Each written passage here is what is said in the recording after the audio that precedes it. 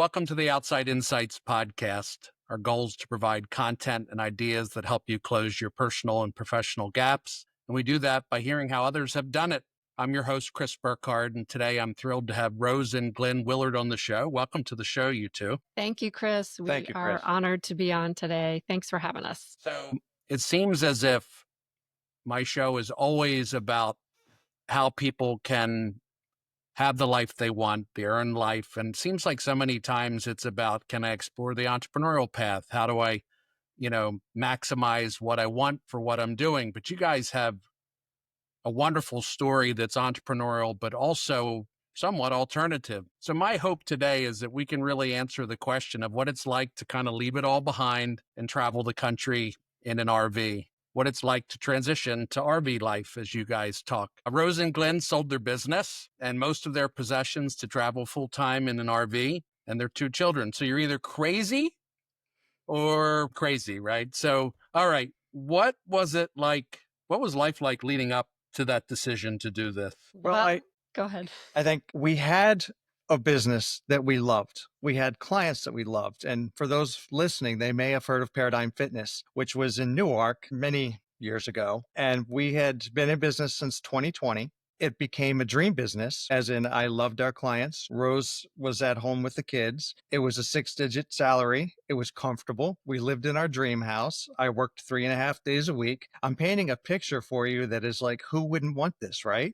Just point of clarification. Weirdly, I have Brazil and German listeners. So we're talking mid-Atlantic. We're talking state of Delaware, coastal. Just paint that picture for the handful of people. We had a 2,400 square foot personal training and physical therapy facility that was private, where you didn't come in there as a member, you came in as a client only. And it was a wonderful business. And then, like many others, COVID just crapped all over it and changed everything. Yeah, it really did. It shut us down for a few months and made us, Glenn was home then full time, all the time. And I was already home. Most of the time I was homeschooling the boys. I was kind of out of the business for a bit, homeschooling. And I think Glenn really saw how much he was missing being around from around the family and just doing the normal day-to-day stuff and getting outside and enjoying more of life. So it really made him think and go back a couple years prior to this, about 1.5 years. We had always wanted to travel more, be outside more. And we did some camping, but we had never RV'd. And so we kind of looked into RVing a bit. And then we saw, there's families doing this full time. Like, what is that about? So I dove down the rabbit hole of YouTube videos about families full-time RVing and supporting themselves on the road and road schooling. And I discussed it with Glenn more and he's like, maybe I could do this. Rose, was it then like a passion project even before the pandemic? Kind of one of those things you're paying attention to and Yeah. Mm-hmm. We had seen some RVs. We wanted to get out and go camping, like at least on the weekends. And with kids, we tried some tent camping and it was good. But Glenn and I, our hips and everything just weren't kind of doing the tent thing anymore. We were looking for an alternative, just a small RV or something to get out on the weekends, but not thinking full time or anything like that. So we like to be outdoors. We like nature. We like to camp. So yes, we were thinking about it. I think most people can relate to their experiences personally from what they kind of evaluated from the pandemic, right? Everybody has some takeaways and it's a very common thing. I think the entrepreneurial business thing is still, I'm in the staffing business and the world is still unfolding all these years later. It's one chapter after another. It's almost never ending. So I completely get that, how a very good business changes overnight and it doesn't just come back. And I'm talking about my own business. You got to work just as hard to bring it back the second time, in so many ways. All right. So what was next? Okay. So COVID shut us down for a few months. It made us thinking a little bit more about this, jumping in an RV. Then we walked it through and we thought, well, we could sell our business. We could sell our home. What would that look like? And I think Sell we were everything. crazy. I don't know. We just decided to go all in. We're kind of the all or nothing types. And we kind of needed a change. Glenn needed a change. He was getting that burnout feeling a little bit from business. Although we loved our business, we just felt like it was time for a change, I needed a new challenge. a new challenge. I needed a really big challenge. Mhm. So what And did your inner circle say about this when you're at the family barbecue or the dinner table or having coffee with a friend? What did the world think? almost everyone that knew us, family members, I think they thought we were crazy. Yeah, a little taken Um, aback, like, oh, Of course, okay. Paradigm clientele did not want that to happen. They wanted us to come back. Mm-mm. Now, Paradigm did come back and it's still in business, but it's completely online now. So I have online clientele. And then we sold the business to one of our staff who had, almost a decade earlier, he had said he'd always wanted to do something like this. And I said, well, you're going to buy this for me. He's like, I can't afford that. I said, well, I'm going to finance it for you.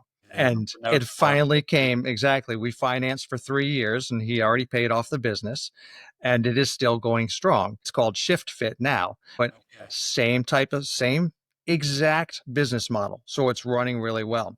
And of course, during that time, if you remember the housing market, it was really on fire during COVID. So it was Right. like attractive to, Oh, Yeah, yeah. that's In the other fact, yeah. we didn't even contact a realtor. We took photos of the house and put it on Facebook, and it was in Landenberg. So it was a beautiful home in Landenberg. Pennsylvania. It's literally, it was one of those, okay, well, I'm going to hit enter. I don't want to do this. I'm going to do this. We hit enter. And within an hour, we had so many leads and then we sold it and came to a deal in one day. so then you're committed. We're Yeah. committed. That was it. That was Yes. In a lot of definitions. we're Right. committed. Right. But we had a little plan because, okay, yeah, you sell everything. Well, what do? Do you jump into an RV right away? Or what we planned on doing was Glenn's parents live here in Dover, where we are. And we knew that we could live with them for a little while till we found our RV, keep some of our stuff here, whatever we had left. It wasn't much. And then we could hit the road from there. So that Yeah. was kind of our plan. It worked. It worked very well. It gave me time to find the correct RV and the style of RVing. Because when you think RV, a lot of people think, you're old, retired in a big Class A motorhome rolling down the road, going from campground to campground.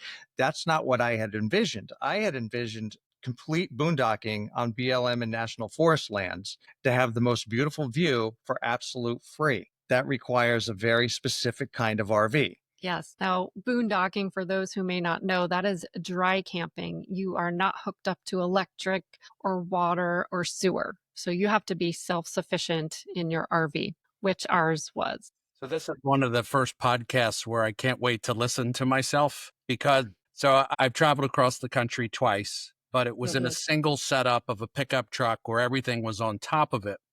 Yes. And I have an Airstream today. I think I mentioned to you in our prep. I find, and I have watched many of your videos in preparation for this, the whole idea of the organization and the work you have to do to be able to plan it and move around the country. Man, it just, that's just was something I never had to do. We just pulled over the side of the road, didn't have to think about moving this 30-foot trailer and all those things. So I know it's an art form. It is. It took a lot of work and a lot of research. We didn't go into this blindly, which some people do, and sometimes it doesn't end up very good. But we did a lot of research and we found something that would fit our needs, both the style of camping, like we said, and within our budget as well, because we sold our home and yes, we had a good chunk of money from that, but we were smart with that and set that aside so we could live on some of it. We bought a used RV, a used truck. We were very smart with all that, which helps.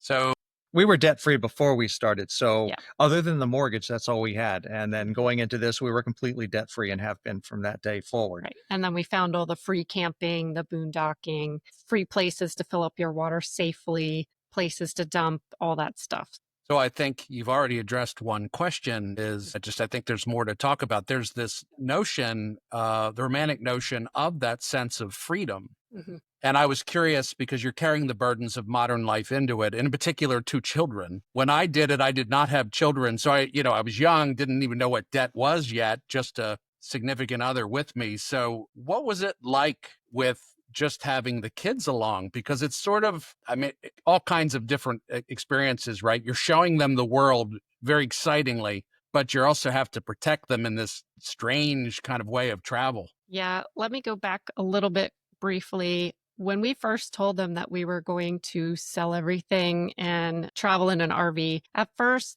they were like, where is this coming from? We just moved into our home. We're only in our home for like 3 years. What's going on? I don't want to sell everything. So they were a little like, what the heck? Yeah. But once we discussed it more and we showed them that we were selling things that didn't have, I don't want to say meaning, but it was not, they were just stuff, like we kept some of the things that were very close to our hearts, but it's just They stuff. were You can get material. that back. It was material, right? And we knew this change, we wanted to live more simply. And so they saw us getting rid of those things and then they were more on board with it. And they realized what they were going to be doing and road schooling and learning hands on and meeting new people. And then they were up for the challenge. So that was cool. And they were very excited. And once we were traveling, I think that continued for quite some time. It did. I think it was the second year or maybe almost halfway through Mhm. the third year, because it was 2.5 years, where it was like, Dad, it's just another mountain. Do we have to go to another national park? Yeah. They wanted to nest again. Yeah, they did. So too much of the best thing, if that's Right, even right, possible. right. Yeah, I think we needed to slow down. They needed a little change again. We all kind of needed a reset to figure out what was best for our family. But I wanted it to was fast good. forward a little bit. Is it interesting to talk about gear setup a little bit and how you approach that and Oh, the thought Sure, process? definitely. bring it on. There you go. I think that Yeah, makes sense. So I think I know enough to be dangerous. Where would you start? With like for just someone wanting to start out with this. Well, I mean, obviously, you picked a camper. You Ah, alluded to it, but it's something that you had to be able to be on dirt roads or stone roads with in order to do the type of okay. camping, the setup it takes to boondock. I guess we can't drill down. I am going to ask you what your favorite thing was that you brought with you. You can think about that. And then what's the one thing you wish you didn't bring? Two questions for you to work Oh in. my goodness. Okay, we can do Um, this. the setup, like I said, I wanted to boondock dry camp, and I wanted my front yard and backyard to be a view of a glacial lake one Yes. week, and then the next week the Grand Canyon, and then the next week, and pay nothing for it. So that required a very specialized type of RV. And your typical Class A is not going to go on these dirt roads. We wanted something that was super insulated, lifted far off the ground, When you had say great four season insulated or four Yeah. closed? season insulated. Yeah, closed underbelly, so it was Okay. well insulated. The pipes, yeah. When you are running off solar and generators, you want to lose as little air conditioning and heating as possible when you're out there, because you're burning fuel, you're burning batteries very quickly. So you want to be comfortable. On top of that, you want something that is incredibly well built, and that is hard to find in an RV, because going down the highway is like an earthquake. Going down massive dirt, really bad dirt roads and through some crazy terrain will really wreak havoc on your RV. So we found the particular one. It was called Outdoors RV. They're made in Washington. It's a small Oregon. company. I'm sorry, they're made in Oregon. Yeah. So they're made in the Pacific North. Hard to come by on the East Coast. And while we were in Dover, my dad just happened to say, "Hey, look, I found an ORV up in New Hampshire. It fits everything you need. It's exactly what you're looking for." It was the only one on the East Coast. I Wow. said, "Let's go." We jumped in the van, we drove up there and really connected with the previous owners. And I took a bag of cash with me, and literally, and made them an offer on their tow vehicle and the Oh, that's trailer itself. And just my dad and I split off and we towed that thing back here. And then we ended up going out and doing lots of practice runs with Yeah. that locally until we could figure this out. In the meantime, I was devouring everything on boondocking. There's a website called boondockersbible.com, which ironically later we ended up collaborating with the founder of that, even visiting him in Oklahoma, and learned everything we could, and then started teaching myself and the boys how to use your RV and boondock for a very long time. How much water do you need? Where are you going to dump your tanks? How are you going to obtain electricity? It really Yeah, is a that conflict to be comfortable and boondock. It is, but we could run air conditioning all day long with our two little generators running. And it was solar. almost like living in a normal house. Yeah, almost just tiny. And, Yeah. this goes back to we wanted to live more simply. We had the extravagant house, but we still felt like we were missing something. Like we weren't as happy. You don't have to be happy 24/7, but we just felt like something was missing. And the simple, our stuff owned us. So this was great. We learned how to live more simply. The boys learned great lessons in that, conserving water, energy, keeping the land as beautiful as we found it. Lots of little good lessons there. Such important lessons for our boys to learn. And now you see that carry through even today of how they conserve and how they don't waste and how they clean up after themselves outside and recognize where someone should have cleaned up.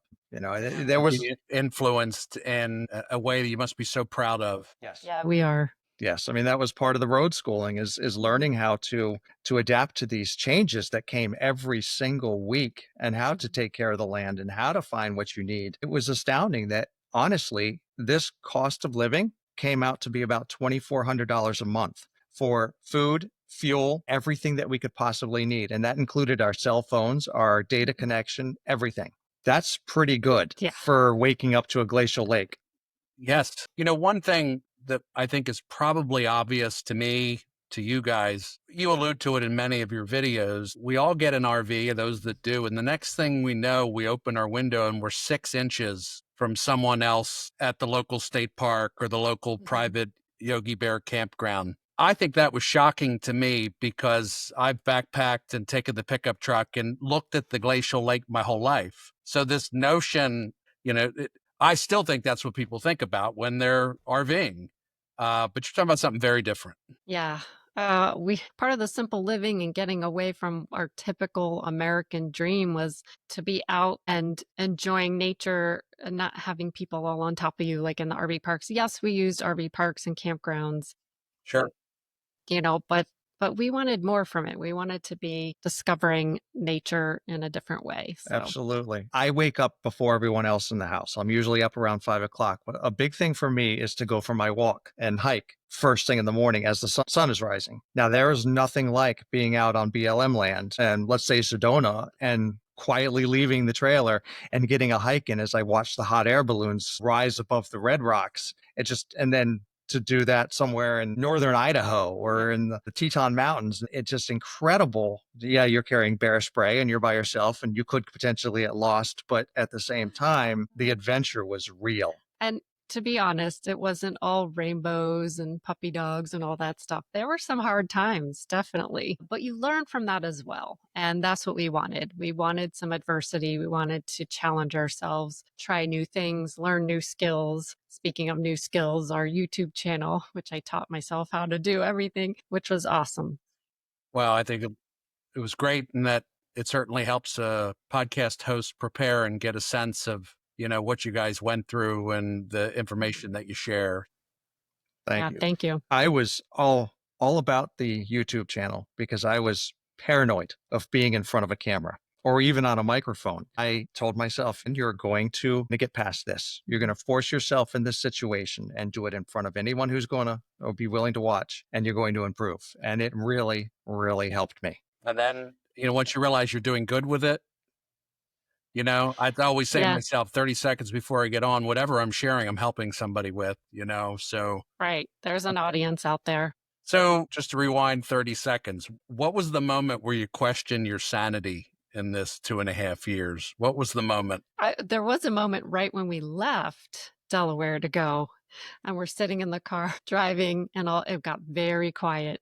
And Glenn and I looked at each other and we're like, are we doing the right thing? Are we trusting in our guts? Are we doing the right thing? And yeah, we are. Question, right?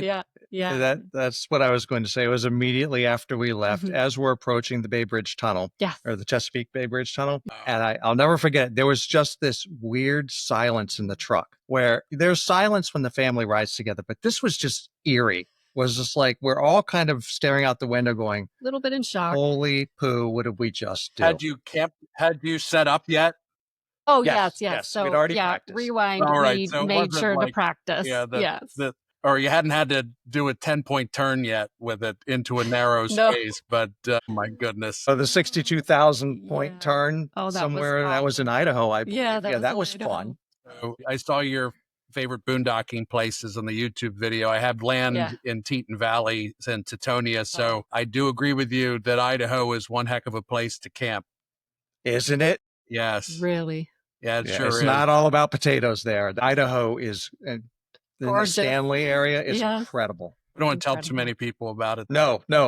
I retract that. 53,000 people. We didn't say that Idaho is a great place to go camping and backpacking. So what route did you take, and was there some sort of family logic to it? Well, we followed the weather because we left in February of 21. So we were trying to get out of Delaware and we kept hitting some snowstorms, and finally that we had one. And then right after that, boom, we knew we were going south to escape the cold. Yeah, we just worked our way towards Arizona. Well, no, they were right. That's right. See, we went around the country several times. So the first time we decided we wanted to visit friends in Florida. So we made our way down to Florida. It was busy and what we thought it would be. And we used what's called Boondockers Welcome. And that's where you mooch dock with people who are part of the program. It was wonderful. And you meet some incredible people. And you, Chris, may have even heard of it or used it in the past with your Airstream. It's like Harvest Host. It is Harvest Host now. Very little bit. Again, I'm still the guy that's used to backpacking and still do that. I haven't figured out how to take all this stuff with us successfully and navigate the world. To be quite honest, it's what we battle a lot. But that's what's good about what you guys are sharing, is that mere mortals can figure this out and enjoy it. Yeah, even with kids. Even with kids, yes, which makes it even better. So in order to get my kids to go, I handed them a map of the country and let them all pick a place that they want to go. I learned that getting to Isle Royale in Upper Michigan is a lot harder than it looks. You know, the island. Is that UP? Upper P, it's the island up at the top of the thumb. Oh, wow. Not easy to get to. No. Or the best surprises along the way, gifts along the way, you know, the magic. Yeah, the magic was a lot of the times was in the people we met or the people we stayed with. Gosh, we had so many wonderful people that taught our boys new things, new skills, playing steel drums, the ukulele, a geologist that taught our boys about the rocks that they were finding in Arizona. So yes, and other cool people we met along the way. That was definitely one of the gems. I think a blanket gift was you watch the headlines, the news, the media, and everyone is angry. The world is terrible. There's always something bad happening. And as we hit the road, not once did we enter a location where bad things were happening. Everyone that we ran into was friendly, kind, receptive, and excited even to hear the story. There's still a lot of good out there. There's something to be said that, I mean, community is local.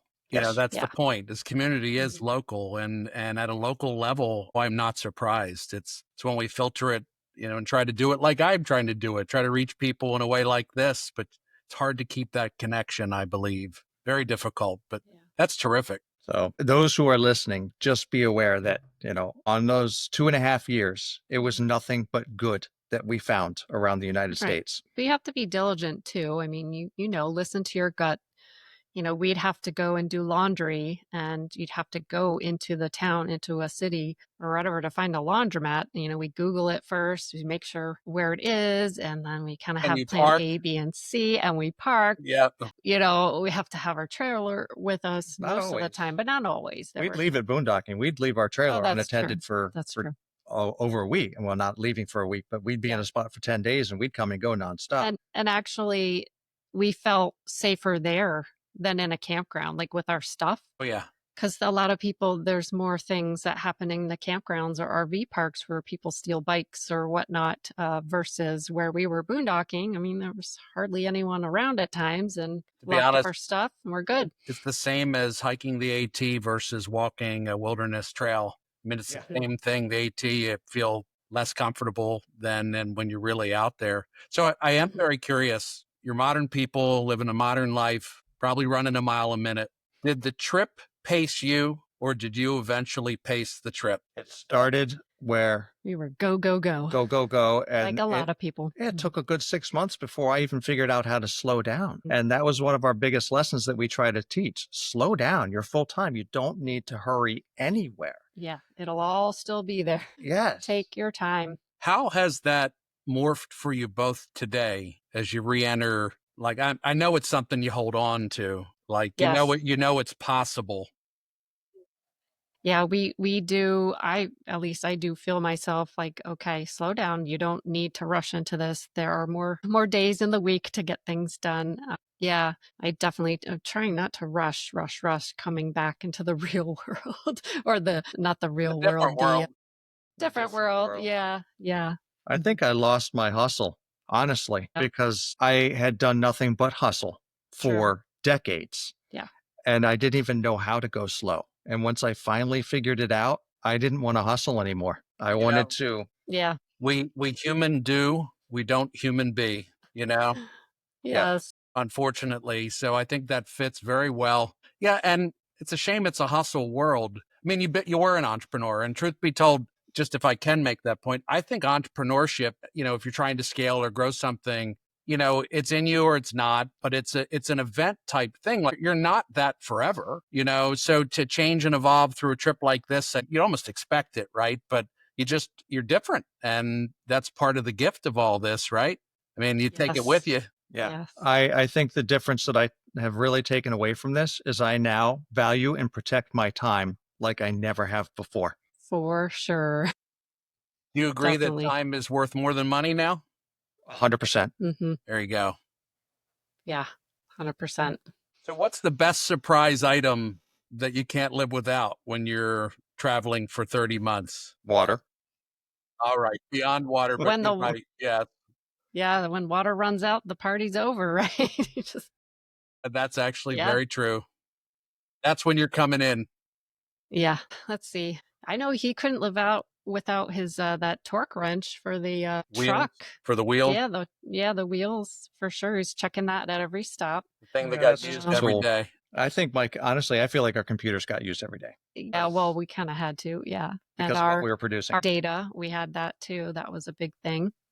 And your Anderson levelers. Oh my goodness. I was praying you weren't going to say something like that. That's the devil for me, is anything like that. Yeah. But you Oh, master goodness. it over 30 months, you get pretty darn good at it. Oh yeah. Yes, you become very proficient and you find a lot of uses for these leveling tools. Yes. Other uses per se. Yep. But I think Yeah. that's it. I think that's it. What was your favorite place or take your breath away location? Not that, and some of you may not want to share, and I would get that. So don't share the ones you want to, keep special. Well, I mean, there are quite a few, but if you go back, one of our videos, we have like the top, 10 or whatever. We have a video for places that we love, but Arizona just has my heart. I mean, it just has so much variety as far as like you go up to Flagstaff and you're in the cooler weather in the mountains and the pine trees, and you come back down into Sedona and you're in the desert with the red clay, the red rocks. That was gorgeous at the Grand Canyon too. And then of course Colorado and Utah. Those are my top 3. Hey, I'm going with Arizona and Idaho. Yeah, Idaho. Idaho is one of my absolute favorite. We dipped into Wyoming a little bit. We missed going into the Dakotas, unfortunately. It just didn't work. In fact, it didn't work because Our of data. internet. We had the wrong hotspot, and you needed AT&T hotspot and or Verizon to go into those regions of the country because at the time Sprint and now T-Mobile just didn't exist up there out in the wilderness. No. And we say that because we wanted some connection as far as like our phones, because if there was any emergency or anything like that, we needed some data to be able to make a call, not just for our computers and internet work. Now there's Starlink and all that stuff. Yeah. Did you guys head to Canada or Mexico at all? Mexico. We did that once, but we didn't bring the trailer. We walked over. We were staying in Yuma, Arizona, because we were doing a work camping gig, and everyone down there crosses over into Mexico from Los Algodones. It's safe area to cross and all that. So we thought we'd give it a try. And we went there and researched. And Glenn and I got our teeth cleaned because that was like the thing to do. That's So what everybody did. There was a dentist on every yes, corner. Like, but why not? do your research, follow other RVers that do this and get your recommendations. Don't just willy-nilly go over there and hope for the best, because there are a lot of other shady practices over there as well. But it was an experience, and the boys got to see a little bit of Mexico, not the best part right at the border, but it was unique. They saw their first payphone. I mean, it was quite funny. All the things that they learned that you can't Yeah. believe their lessons, right? Yeah, like, Yeah. what's that, Mom? What's that? That's a payphone. I forgot about Oh, that. what? Yeah. Yeah. So Well, that's that was pretty wild. interesting. We did do Canada, but that wasn't in the RV, was it? That was, Oh, yeah, it was. I'm sorry. Yeah, we stayed near, what was that called? I don't even remember. Rainbow. This is just a Rainbow. walk across Niagara Anyways, Falls. That was Niagara just a Falls, walk yeah. across the Rainbow border. Bridge thing in the border. That was cool. So have you guys produced any videos on lessons you learned from the road or anything like that? Or would you prefer just to answer it here? We have produced videos We on have. lessons and Yeah. cross-country travel, and Yeah. some of our early videos aren't great. Well, you got to start somewhere. Had to cut our teeth on something. I can Yeah. assure you my second podcast is not like my 70th. So Right. Just like my welcome- first. Awful. welcome to Yeah. what that's all about, right? That's right. But, one of our lessons was to slow down. We were just going too fast in the beginning, and learn to slow down. And then also we learned you don't need as much clothes as you think to take with you. You don't need nearly as much stuff Yeah. as you think you need to go. First, on our second time around, we came back to Delaware and we unloaded half of our stuff. Yeah, we I did think a we shot a video. video on that. And then what we also realized is that everything you need is on the road. What makes you think that your town is the only place, or Amazon is the only place, that you can buy the things that you need for your RV or on the road? Right. Like There's if a you're, Camping World and a Walmart on every corner lately. Yeah. So and if you're in a campground, you can easily order something from Amazon Yes. or online and have it delivered to the campground. My gosh, the world So. has evolved and changed Mhm. to think that way. That's You almost crazy. have to get used to so in other words, the conveniences you have at home, you have on the road if you stop and think about it. It's just the only thing you need to make sure. If you're taking medications or anything like that, you really have to plan ahead and make sure the next place you're going to be, you've ordered meds that will be there, go through your doc. It's a little complicated, but it can be done. Is healthcare impossible in that situation? That's a good question. there are policies that are nationwide Okay. Yes. that come at a premium, and there are, if you're already on Medicare, then that sort of solves Medicaid. that, and that'll cover Yeah. emergency visits. And most every policy out there will cover emergency visits anywhere in the country. Okay. So that, otherwise, if you're taking care of yourself, and I believe that your health is your responsibility, and that emergencies and insurance is for emergencies, so that fits that equation. So you kind of lived your life in front of the camera. Do you ever come home and find one of you guys just taping randomly because you're making dinner, so you figure you just tape it, or have you gotten over all that? There we go. I still do it randomly. Yeah. I Like I for don't know. some social. I had an instinct that I get it. Yeah, it's hard, but like after a while, I go through some periods of time where I don't want anything to do with it. I am burnt over it. I do not want to be on, anything. I need a break. So I go through that. Oh, the But kids don't want it either. no, they were done. That was another thing. Like towards the end of our travels, they're like, I don't want to be on camera anymore. So you have to respect that. And Oh, I get that. Would you do it again? Yes. yes, Kids? yes. No, yes. Yes, even younger. I think we would have started sooner if we had known. So I'm clearly projecting. Don't you want to go without them? Yes, we do Yes. too. Yeah, we'd Yeah. still be going, I think, at this point. By the time they're out and gone, I don't see a need for maybe a small cabin in the woods somewhere as a home base, Mhm. and then a nice RV to just keep traveling. I see that. Maybe not too far out because I still like to have some community around. But Isn't that the ultimate barrier is that, right?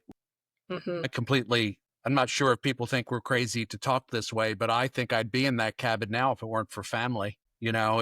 It's the one link and Yep. connection. I know technology makes that achievable, but aging parents and that kind of thing certainly is something I think about along that way. So, You talk about living with intention. Obviously, you're living with intention when you're doing it, but it seems like you guys have tried to carry it forward. And we've covered some of that, but any other thoughts on that? That it seems like you guys have really tried to master it a bit. Living with intention. Yeah, we still find ourselves wanting to kind of, time out.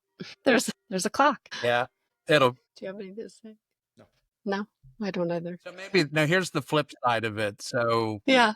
I had a two-parter and I thought I'd go with that side first. Okay. Does this ruin normal life? How does it influence your plans today?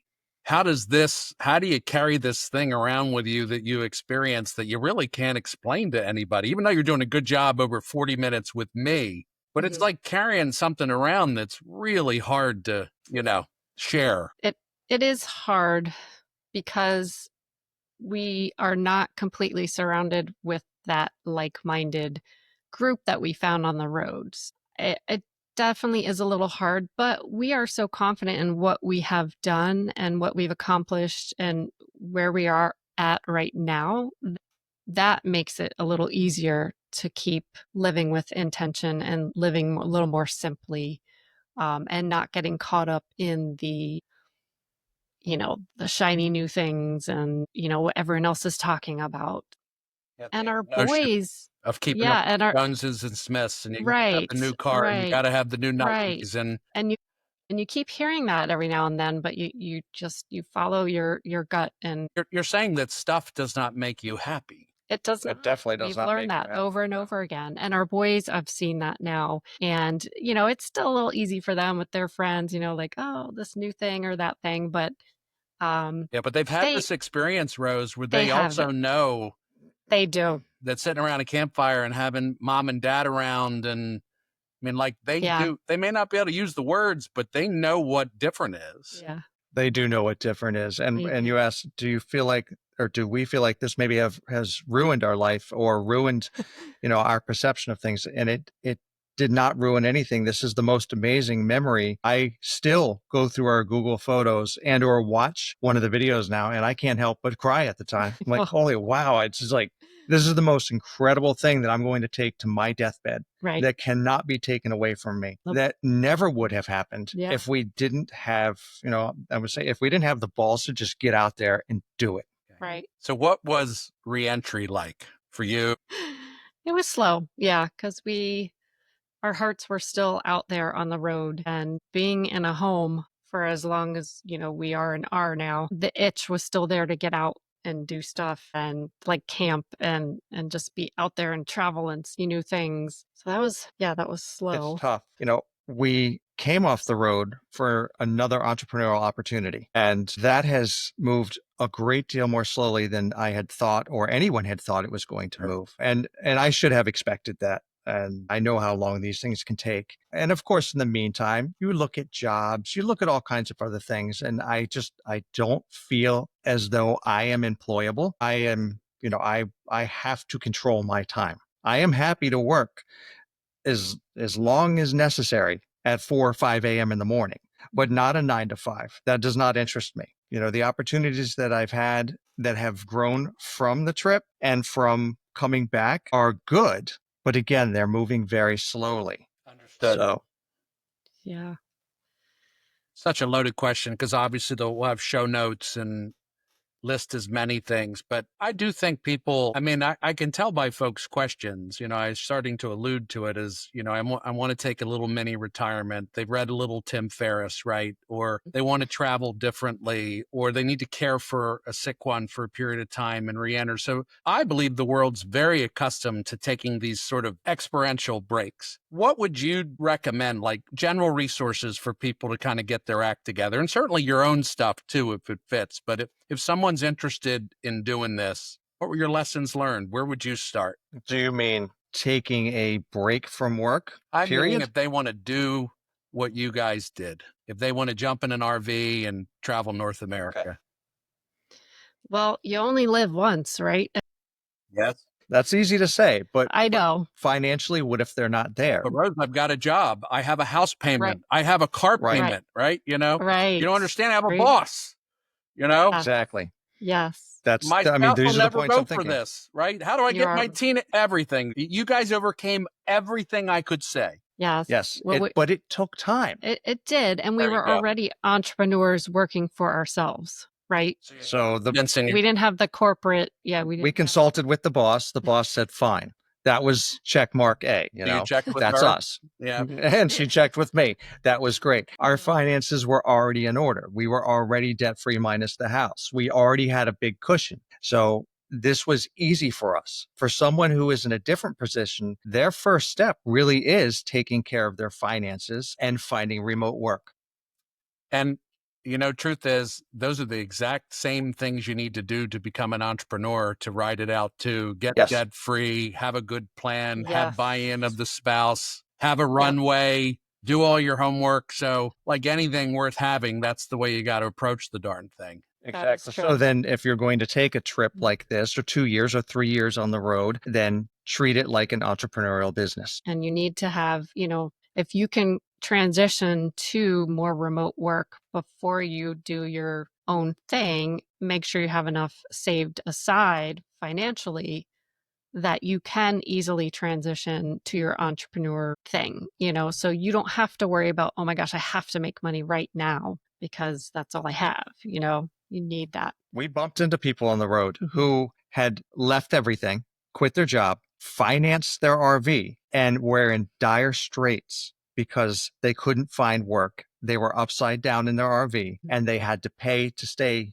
in campgrounds because they didn't have an RV that was equipped to really boondock. And my heart went out to them. I was like, you guys, Well, hey, you're in trouble. No different than having a car payment you can't afford and a house you can't afford with that. Right. I mean, you got to do all that no matter where you are. Valid. So any resource or a favorite book or favorite insight that you might recommend just about the whole experience? It could be anything, but. Well, our blog at resetyourjourney.com, we have a lot on there about getting started into RV life. We talk about finances and all that. Listen to the RV Entrepreneur podcast as well. Okay, got it. Yep. I mean, we're co-hosts for that, so there's a little bias there, but it really does. It dives into the life of so many different full-time RVers and how they make money on the road. Yep. So that's incredibly insightful for anyone thinking how, that they would like to do this. Yep. And you had mentioned Tim Ferriss. I remember reading his 4-hour work week when we lived in Landenberg and thought, wow, this is so new to me. Of course, now everything in the book is antiquated and it doesn't even apply. But it sort of sparked that when Rose started talking about, hey, let's look at full timing. I was like, you know what? There are others doing this, and this is how they're doing it. Yes. And he certainly at the time had figured out all the things he needed to do. And now, of course, it's been modernized and there's a different take on it. But the idea of it was still what everybody's craving, right? Like, yes, how do I live differently? How do I see the world? How do I live cost effectively? And how do I find more time? Which I think is living with intention. So I'm very quickly running out of questions with you two. We're doing great. How do you want to wrap this up? Would you make any sort of closing insights that you'd like to share? And if not, I'll wrap. It's all good. Rose, I see you thinking hard here. I'm thinking. Well, take your time, but hurry up. That's what my dad always says, right? I think I've heard that before, Chris. I'm sure you have. There you go. Rose, I'm teasing. It's just buying you time. No, it's okay. No, I think we've kind of hit on everything. Don't go in blind. Don't go in blind. Finances are very important. Yes. And learn to slow down. You do not need to rush for this. No. And if you're going to when you plan on coming off the road, be prepared, because it's going to hit you like a ton of bricks, because you're now re-entering a world where the individuals you're going to be around are normal working individuals, whether they're entrepreneurs or not. They're not the RV people, and they're not going to understand what it means. In fact, you might talk about that glacial lake with them and they're going to brush it off, or they're going to be tired of hearing about it. They're going to think you're on vacation the whole time. Yes. And it is not a vacation. It is a way of life. It's just like you're living in a house. You're working, right? Yeah. So I don't know if this makes any sense, but the first time I did this, I remember we were driving across the country. I was 21 years old, dumb and naive, with a pocket full of money orders, which don't even exist today, or American Express traveler's checks. And I remember we pulled into Yellowstone and it was a Memorial weekend. and I was in shorts and flip-flops and a t-shirt, and I got out of the car and it was snowing. And I thought to myself, like, I'm not in Delaware anymore. Like, I didn't even realize that it snowed in Wyoming in May. Like, I'm used to, so that just lesson applied. Like, I was such an American, right? Like, just to think that I could just go anywhere and it would be all the same. And it was such an experience. And of course, that all fades away very quickly, right? You figure out the local, you figure everything out. And you're right. Yeah. No one wants to hear it. That's the hard part. And they can't absorb it, right? No. They can't. And your friends and family won't watch your videos. Well, I think my mom did. Okay. Our My mom parents did. watch the videos, of course. Yeah. But friends, no. So how does the world reach you? We'll leave them with that. How do you want them to connect with you? And our blog is resetyourjourney.com. And then our YouTube channel is Reset Your Journey. Understood. Yep. There's a place to reach out on our website. Yeah. Those are the two best places. I'm not an Instagram guy, and I barely use Facebook. One thing, I don't know if you want to include this, but I have to be real with everyone too, is that we were entrepreneurs before we left. And one thing I kind of feel that we both feel is that maybe we shouldn't have sold our business, right? We should have, We should have if I kind could, of managed it if we were able to from the road. I love this. That's one little thing that we think maybe could have been done differently. I don't know, maybe not. Well, okay. So I'll help. In order to, I'll help a touch. There is the notion that there's lots of ways to exit your business. And it doesn't, we fall in love with this romantic notion of the cash exit. And that there are lots and lots of people that keep their business that provides a purpose for them. And you're suggesting managing it from the road might have been another alternative. as a way of a little bit of financial possible security, just knowing that we had something to fall back on that was bigger I get when it. we came off. In you a know what I way, mean? you burned the boat when you got to the island. We burned the boat. Yeah. And, hindsight 2020, or go back and talk to 21-year-old Glenn when he was starting this business, is that, delegate and have it managed and then leave. Yeah. And wean my way into that scenario. I think that's very real. And I absolutely will work that in because, that's the point, right? Like, it was not all roses and sunsets and rainbows. You had some reflections that are real, right? Yes. And that's how you would do it differently. Yes. Yeah. Last question. When's the next trip? We just got back. We just got back from Maine. All right. I like the laugh, Rose. So, hey, it's been great to have you both on. We'll be sure to collect resources to put it in the show notes. But thanks for risking and kind of sharing the good, the bad, and the ugly with all of it. I think that truth is what people are curious about. I think if it were only perfect, I'm not sure people would buy what we were selling, So Right. And I had wished I knew a little more truth before, all this. Not that I regret any of it, but just to see more of the reality, because a lot of YouTube and stuff is just like, oh, this is wonderful.